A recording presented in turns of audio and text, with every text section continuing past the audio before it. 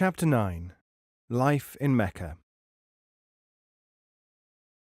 If Jeddah gave the impression of a place where the East and West had come to terms, Mecca had an even more original effect upon the mind. When you first enter the city as a Muslim, it is like descending into a vacuum. By this I mean that the experience of reaching a place which has been one of the fundamental goals of life means that some sort of fulfillment has taken place. Perhaps I can explain this best by saying that Mecca is not only a religious objective, the pilgrimage is something more than a requirement of each and every Muslim. Mecca is a part of history, of the almost personal history of those who belong to the civilization which grew out of one man's success story and profoundly affected the entire world. Islam, the strict, desert-bred monotheism of a people coming straight out of the tribal atmosphere familiar in the Old Testament, swept over the civilizations, or what was left of them, in Persia, Syria, Africa, and India. Then a process of selection took place. In art, science, and other secular interests, Islam absorbed and adapted and synthesized streams of culture. And in the minds of the Islamized Easterners, hero worship and Arabia, particularly Mecca, replaced pre-Islamic history and, to some extent, national backgrounds. This process caused a telescoping of thought. Even today, the history of the early caliphate and the detailed life of the Prophet and his supporters is better known to Muslims in general than their own more recent history. This may be an ingredient of every pilgrimage, but the fact that Muslim history is so detailed and recorded with such relatively modern exactitude means that the picture seems clearer than it might otherwise be. The process of absorption started by Islam when it came into contact with foreign ways and ideas continued as the system spread. It is sufficient in this connection to point out the total cultural assimilation of the Turkish and Mongolian invaders, who had militarily pretty well wiped out Islam as a physical force in Persia, Turkestan, Afghanistan. Here, in Mecca today, I could see the process actually going on. There are everywhere signs of the way in which the local culture had adapted the foreign Turk to its own procedures. Until now, there is very little sign of Turkish influence in the Hejaz. More marked still is the present activity of digesting the Western technological impact and integrating it with Meccan and Islamic life. Of the Eastern peoples that I have seen, only the Afghans compare with the Saudis in this respect. There is the burning desire to seize upon everything that is useful and progressive, plus the equally firm determination to sift the good from the bad and mold all innovations into the framework of established Islam. To what extent is this a conscious process? I had thought that it was a sort of defensive reflex, until I met Ibn Saud himself, and he told me that he was deliberately fostering this spirit as a matter of policy. At least 100,000 pilgrims visit Mecca each year, from almost every quarter of the globe.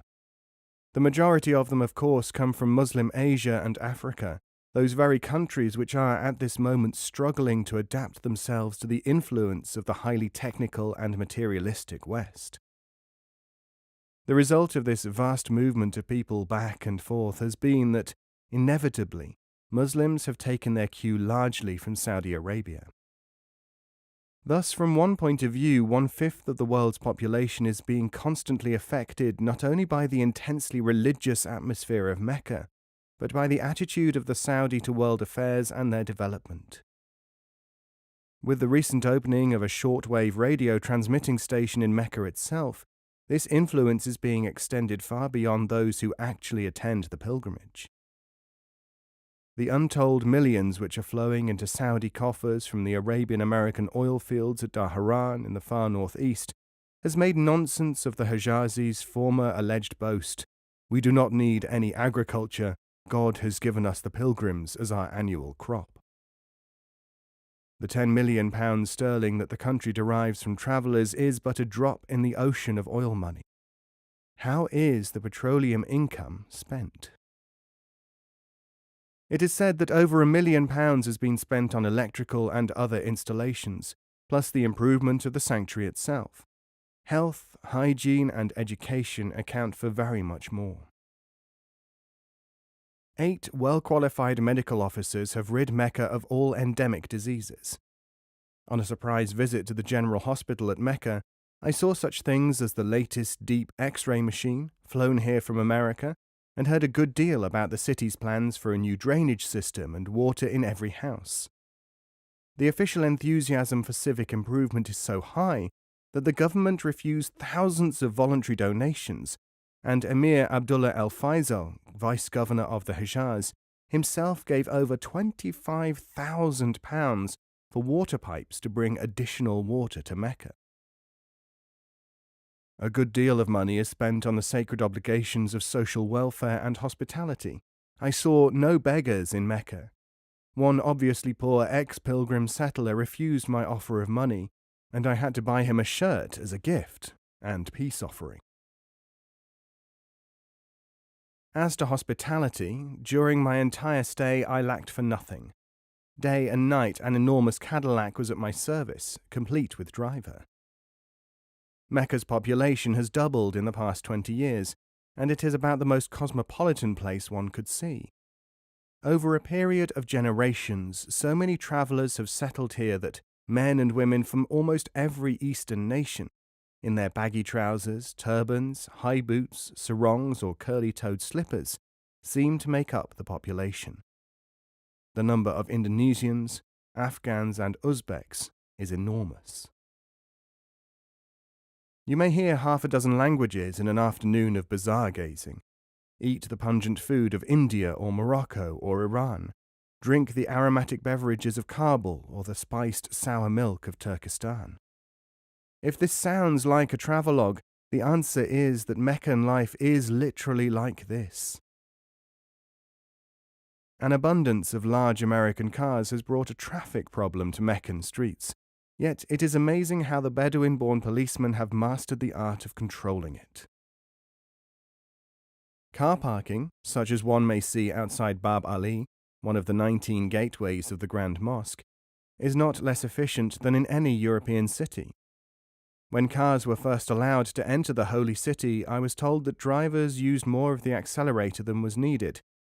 The effect of 1 or 2 rather severe sentences has been that such street accidents are not known now, as I was told by the man who offered to insure me against them for £10,000 at 3 shillings. 2 sides of the Grand Mosque's outer wall contain the main shopping centre, the covered streets with open-fronted shops where the profusion of goods is bewildering.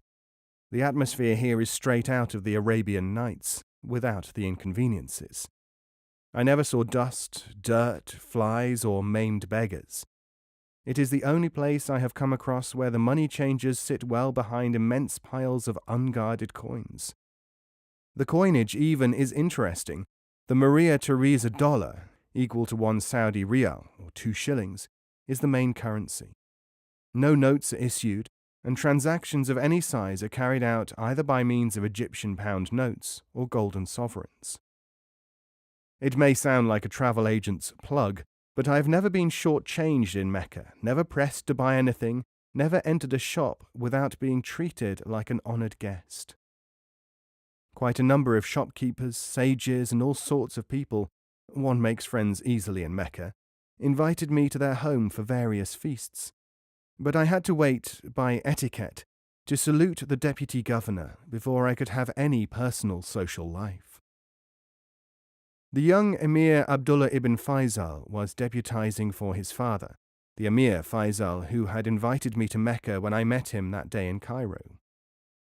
Protocol demanded that I should present myself to him as soon as possible, so I early ordered the car to take me to the palace. Right inside the city, an immense but austere building houses the court of the governor and viceroy. Built in the modern Hijazi style, with a steep flight of stone steps leading to the reception chamber, I was rather impressed by the simplicity and luxury of the place, but decided against taking a picture. After all, Not only were there a number of very alert-looking Wahhabis pacing up and down outside, but most of the chauffeurs standing beside their American limousines were of the special class of weapon-bearing sworn royal guard. As I entered, another flight of stairs indicated the direction of the actual Hall of Audience. On each step sat a bearded, casual, and uninhibited-looking warrior, some with drawn knives. Taking my name, a simply dressed chamberlain mounted the stairs and threw open the doors.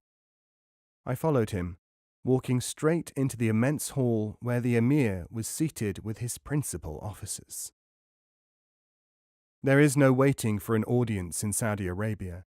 Every official, from the king downwards, is accessible at all times.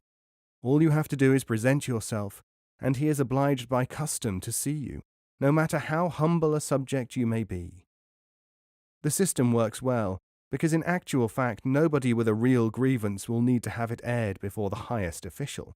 It will be dealt with speedily, out of court, to prevent the plaintiff exercising his personal right to see the prince, alleging inefficiency on the part of a lower functionary, which may cause him severe punishment. Emir Abdullah Faisal was like a younger replica of his father.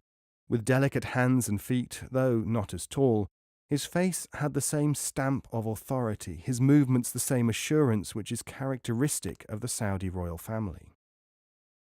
I had a long talk with him. He spoke of the improvements to the city which he himself was planning, under the direction of his father. He pointed out to me that any facilities that I wished would be granted to me to see what I wanted, and that any complaint must be brought direct to him at any time of the day or night. He asked me if arrangements should be made for an audience with His Majesty in Riyadh, as a radio message had been received to the effect that I was to proceed there by one of the royal aircraft as soon as my religious obligations had been discharged. I asked him for a message for those who would read my books and articles. He said, "Tell what you have seen, and that we are trying to make this place worthy of Islam." The prince is a great sportsman. He lent me his yacht to go cruising in the Red Sea. He spoke of his plans to send a football team to Europe, for he personally looks after the interests of Mecca United, that very formidable team and terror of the Hejaz. As there are no cinemas or other places of amusement in Mecca, athletics and football draw immense crowds just outside the city on the weekly Friday holiday. The standard of their association football is extremely high. Before I left Mecca for the north, I spoke to a number of local dignitaries, looked in at the orphanage, watched scribes writing letters for their clients at the post office, had an all-night banquet with some Afghan friends, and was presented with a copy of the first Quran to be printed there. Next to the sanctuary is the fabulous library, where manuscripts of utterly priceless value are kept for the use of students who travel literally thousands of miles to read records of the earliest days of Islam. But the prince spoke with special pride of the progress of hygiene in the Hejaz. "Make a study of it. This has never been done before," he said.